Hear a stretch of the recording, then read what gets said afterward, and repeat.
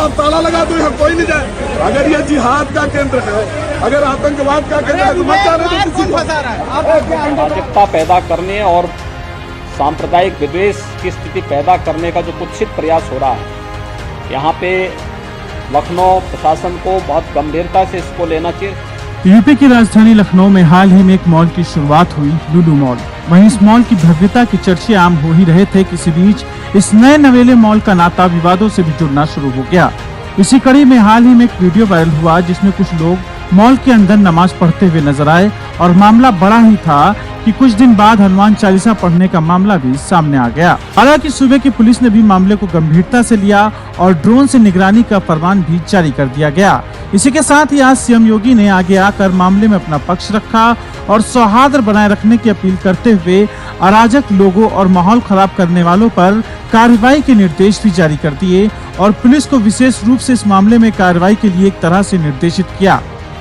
वह मॉल अपने व्यावसायिक प्रतिष्ठान को लेकर काम कर रहा है और उसको लेकर के राजनीति का अड्डा बनाना, अनावश्यक बयानबाजी जारी करना और उसके नाम पर फिर सड़कों पे प्रदर्शन करके लोगों के आवागमन को बाधित करना और बार बार लखनऊ के प्रशासन से कहा गया सबके बावजूद भी अराजकता पैदा करने और सांप्रदायिक विद्वेष की स्थिति पैदा करने का जो कुत्सित प्रयास हो रहा है, यहाँ पे लखनऊ प्रशासन को बहुत गंभीरता से इसको लेना चाहिए। इस प्रकार की किसी भी शरारत को स्वीकार नहीं करना चाहिए।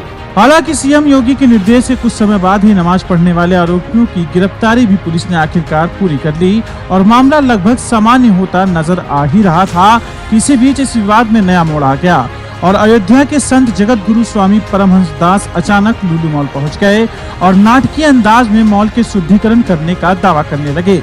इस दौरान आरोप भी लगाया कि ये मॉल जिहाद का अड्डा बन गया है और 80% से अधिक लोग यहाँ पर जिहाद फैलाने का काम करते हैं। हम जा रहे हैं शांति से, मैं अकेले आया हूँ, मैं सिंगल आया हूँ, इनको क्या आपत्ति है? या तो आप ताला लगा दो, यहाँ कोई नहीं जाए। अगर ये जिहाद का केंद्र है, अगर आतंकवाद का केंद्र है तो मत जाने दो किसी को। वहीं अब देखने वाली बात ये होगी कि इस मामले में आगे क्या होता है, क्योंकि फिलहाल तो मामला थमता नजर नहीं आ रहा। हालांकि प्रशासन इस पूरे मामले पर पैनी नजर बनाए हुए रखे है और शांति व्यवस्था बनाए रखने के लिए जरूरी कदम उठाए जाने की बात भी कही जा रही है। लखनऊ से जनमत न्यूज के लिए अंकुश पाल के साथ शैलेंद्र शर्मा की रिपोर्ट।